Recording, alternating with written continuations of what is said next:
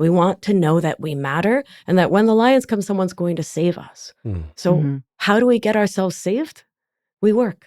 And so as we feed into that cycle, our nervous system comes to see this endless working as the thing that will keep us bodily safe in moments of extreme danger. And so, yeah, of course it's hard to rest. Come on, your nervous system thinks it's dangerous. Hi, I'm Leah Santa Cruz. And I'm Ofosu Jones-Corte. And we're the meditation coaches on the Balance app. And this is our weekly show, Well Balanced, where we explore ways to live a healthier, happier life. So confession time. Uh-oh. I'm a workaholic, or rather, I'm a recovering workaholic. But it's been sort of a default mode in my life since I was a kid, actually. I know that I've talked a little bit about this on the show, having worked in the corporate world for many years before I became a meditation teacher. And, during that time, I can remember working 80 hours a week. Yeah. And not really having a whole lot of extra energy for myself and my self-care and for my loved ones. So, I've been working on it for a long time to overcome this, and I know that a lot of people today could use some help in this area too. So I wanted to bring in someone to help us understand and maybe overcome workaholism for ourselves. Her name is María-Victoria Albina, and she's a life coach with a background in medicine and public health.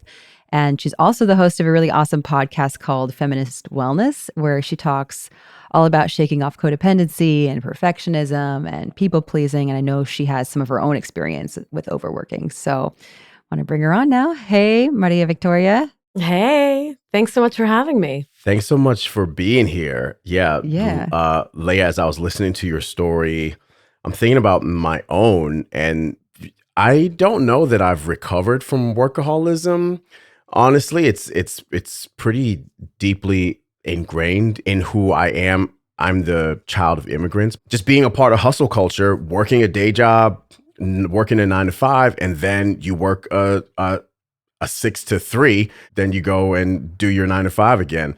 And when I try to rest, I have to really work against those feelings of guilt. So yeah, I think this is a great topic. Yeah. Or restlessness, like, I should be doing something with myself. Yeah. One part of me agrees with that whole, when you put hard work in, you get good outcomes. But at the other hand, I'm just like, work smarter, not harder. But ultimately, what I want to know from you, María-Victoria, first off, is how do we identify if we're a workaholic? How do we know when this is crossed the boundary from healthy to unhealthy? Yeah, well, it's really, for me, about looking at your priorities and what it is that you're valuing in your life. So as I'm listening to you talk about the results that you're getting, like, what are the results you want? What is the life you want? Right? What are the results that you're busting your butt at your 14 jobs towards, right? Like, what is that outcome? And so to your question, how do you know that you're overworking? Look at the balance of your life, right? Look at the focus, like what matters in your life and what are you creating for yourself? Are you creating more work? Are you creating more stress? Or are you creating more presence, more mindfulness, more awareness, more connection with self, more regulation in your nervous system, more connection with the people you love and the things that truly matter to you? Yeah, good questions.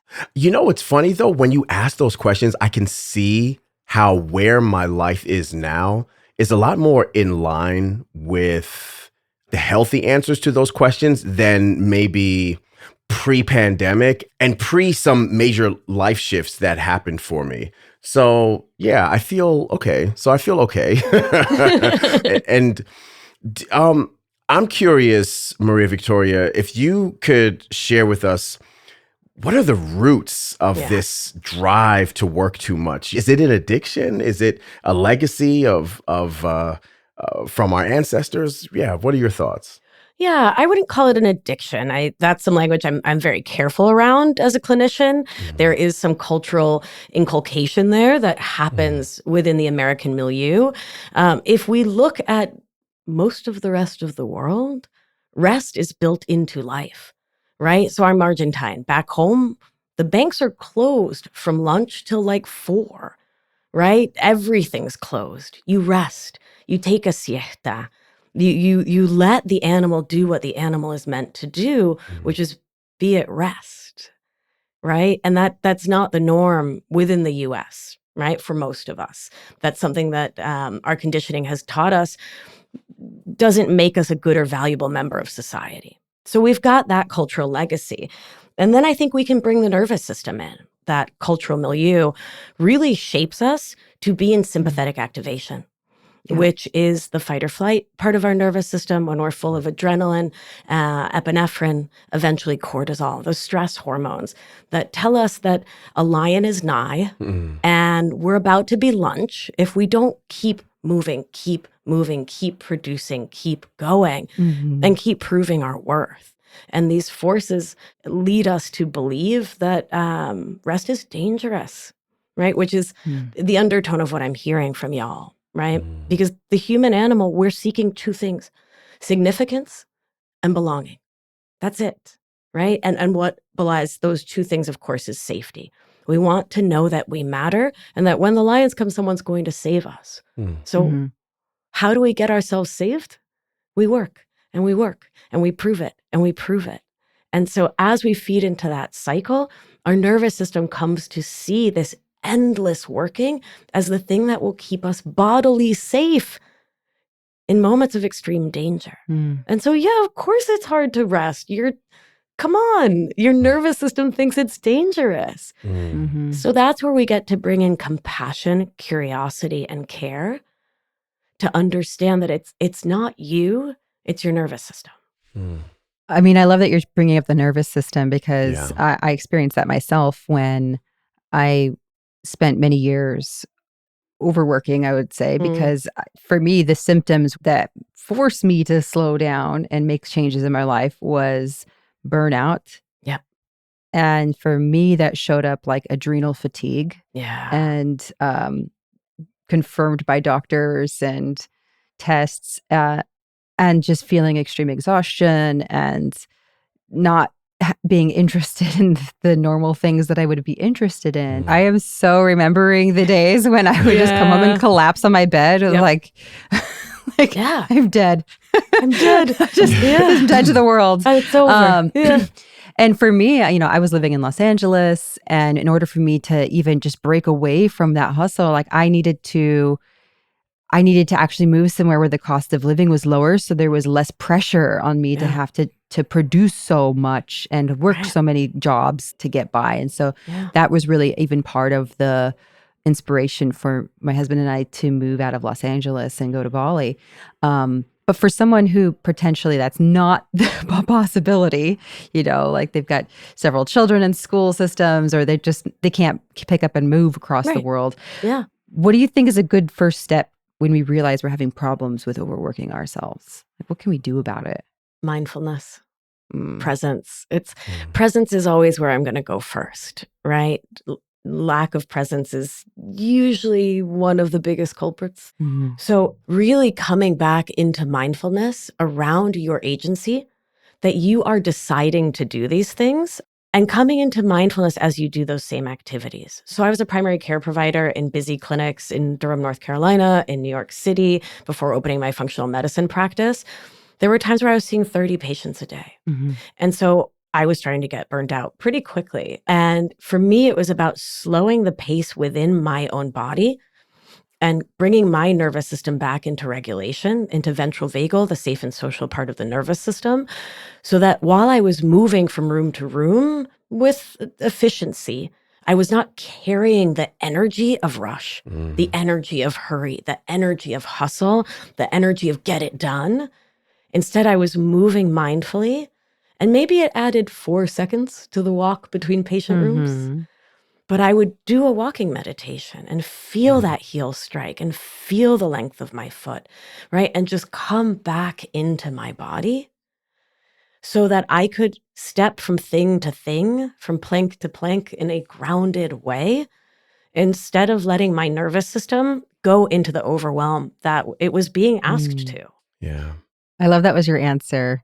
Yeah, I'm currently leading a weekly workshop for parents around self-compassion. There's a big overlap with workaholism and parenting Mm. because the work doesn't stop. And I just saw like something on Instagram that said parenting is like jumping out of an airplane. Well, a bunch of y'all jump out of an airplane, but nobody except you knows how to do their parachutes. And so then you have to do everybody's parachute before you do your own. Right. Then you hit the ground, but you don't die. You have to make dinner. And Oh, no. and it's beautiful, but that's after you get home from work. Right. That's, so I empathize or can relate to what you're saying, because for me, just walking from the bathroom to the kitchen and making those steps count is really the difference between completely losing my shit or or staying in the game so I can make this pasta. Right. Because I've had a really hard day. Right. You know For what sure. I'm saying?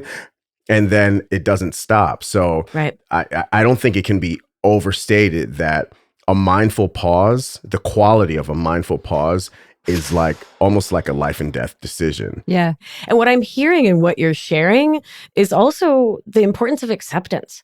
Yeah. Right. So really taking a non-judgmental stance about the circumstances of your life.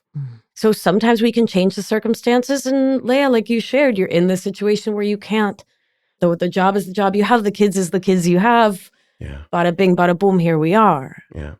So when we're fighting against reality and we're saying, I want this to be different, instead of accepting, these are the tiny humans I made, and they have the following eternal demands, right? And this is life in this system.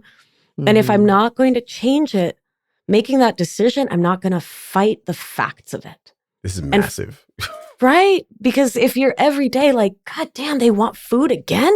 These kids ate yesterday, right? Like, it doesn't make the kid less hungry. It doesn't make the screaming stop. It sure doesn't make the chickpea pasta cook itself.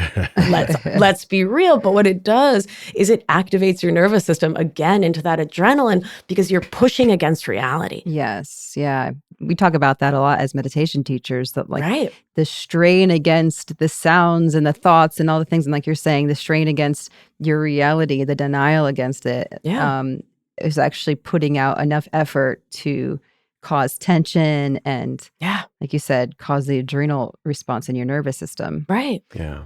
And I also think there's something to be said about when we give ourselves that mindfulness, those moments of mindfulness and checking in with ourselves, and maybe it's taking a few deep breaths, or mindfully moving, or mindfully eating, or mindfully walking. That we also can ask ourselves, "What do you need?" Yes. And I've found that to be so simple, and it seems like, well, of course, but I don't think it's actually something we consciously think about until we check in and we ask ourselves, like, what is it that you need right now? And maybe it is like a little break or walk outside, or maybe it is a glass of water, or maybe it's to actually set a boundary. Right. Absolutely. And sort of growing from what you said about asking ourselves what we need, so much of my work as a somatic life coach is about really working with our inner children and the parts of us that may be driving the bus. So not just asking your adult self, do you need a walk? Do you need a breath? Do you need a cup of tea? Love that. Please do that. Take that moment.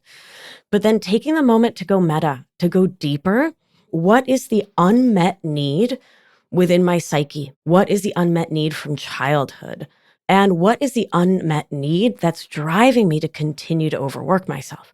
So my focus, as you shared at the top of the show, is I support humans socialized as women to overcome our codependent, perfectionist, and people-pleasing habits, where I define codependency as chronically and habitually sourcing our sense of wellness, worth, safety, and validation from everyone and everything outside of ourselves instead of from within.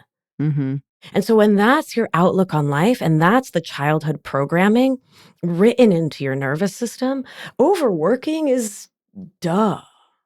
right? Like you need to Mhm. prove that you are worthy of love or you won't ever feel worthy of love. Right. So how can you back it up, right? And work with your nervous system and inner children to start to say, I am worthy of love, of care, of all good things in this life simply because I exist. Mhm. So we can work with our neuroplasticity, our brain's capacity to change, and with our nervous system to write a new neural map within our bodies so that we can start to believe that another framework for looking at productivity and creating is possible that isn't hinged upon our value as mammals. Because I think that's the part that F's us up so bad. If I don't get this memo in, I'm an unworthy human. Wow. There's so much, I guess, scientific and existential hopefulness tied in with Yeah. the reality of neuroplasticity, and which essentially means that, you know, no matter where we are in life, we can transform our brains and our minds. Can you give us, in the short time we have, a guide to transforming our neural map? Are there some practices that we can do Yeah. to begin to transform Yeah. our habits? Yeah. Absolutely. Absolutely. There's so much we can do. Mindfulness is the first and most important place to start, right? Yeah. So much like when I was working in functional medicine, I wasn't going to change someone's diet if I didn't know what they were eating, Mhm. right? So we did a food journal. Start to write down your thinking. And I know that sounds banal and like, wait, what? But when you're feeling overwhelmed, what is the story under the story? Mhm. Right? What is the thought, that cassette tape that plays in your mind automatically, like the ticker tape in Times Square, right? That just goes and goes and goes. And then I'll invite you to ask yourself, whose voice is that? Mhm. Is that your dad? Is that your mom? And from there, how does that voice make me feel? Mhm. When I hear the voice say, if you don't get that memo in, what happens in your body? So as I say it, let me tap in. I feel like this red hot, like pulsing energy in my solar plexus. And it Mhm. really feels unsafe to believe that my worth is dependent on producing. So then we can ask ourselves, what do I do when I have that feeling? What's the action I take?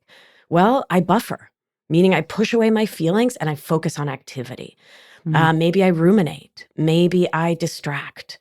Maybe I buckle down and work till I'm falling asleep at my desk, ignoring myself, ignoring my emotions. So then we can ask ourselves, what's the result that I'm creating in my life with these actions? And get real. What are you creating for you with these continued actions from mindlessness, from being unconscious, from not being present, from buffering against your feelings because those feelings are existential and enormous? My worth is tied to my work. Mhm. So of course you're buffering against them. You're not a fool. Who wants to like stay in that feeling, right? You're not an idiot. Come on. Then you get to ask yourself, do I want to continue to think, feel, act these ways? Or do I want to shift? Yeah. And so that's how we lay the groundwork to start getting real about what's going on. Yeah. And then you ask your body how you can come back towards ventral vagal, which is the safe and social part of the nervous system, Yeah. right? We do a walking meditation, we do breath work, and we come back home to the anchor within ourselves where our wisdom lies. Preaching to the choir here. We Oh, I know. totally It's a believe in great that. choir. Yeah. Love this choir. We're The like, best know, one. the choir needs the choir also. It's like it's anytime these topics arise, for me it's always like hearing them for the first time. It's always fresh and it's always powerful. Yeah. and So, always relevant because we're yeah. continuing to be met with a culture that really rewards when we don't cash in that vacation time and we just push through, it's like a culture that like gives you a little badge of honor, like, so Totally. I think that we're starting to shift, and it's through these conversations that I think on a mass scale, we need to all be having these conversations more. And it's through talking about this that I think we get to a place where we all collectively start to honor our bodies and our minds and take care of ourselves. Yeah. Thank you so much for sharing all of these wonderful tips and your thoughts on this, María-Victoria. It's been really enlightening. Yeah. Thank you. This was truly a pleasure and an honor. Likewise. Same. We've got a link in the description to Feminist Wellness, Maria-Victoria's podcast, and also to her website in the show notes. So please go check out what she's up to. It will be well worth your while. If you're only listening to us right now, then don't forget you can watch this podcast on YouTube and on Spotify. And if you like our show, please spread the word. Tell your friends and your family about us. It's the best way to get the word out about new podcasts. We will be back next week. Don't forget to be kind to yourself. Take care and peace. Bye. I know we have one last question for you that we always ask. What is giving you life right now? Oh, so many things. So many things. Sorry, my brain froze and my body just filled with love. Oh, wow. So it's love, Yeah. love. Aw. Like, it's wild that we get to be alive and we get to be human. I also was a hospice nurse at the Zen Hospice in San Francisco, so I think a lot about this, right? for sure. Some of my favorite people are dead. Yeah. And we're so lucky to be alive. So love for my friends, for my partner, for my dog, for my family, love for the world, my clients, just love. Wonderful.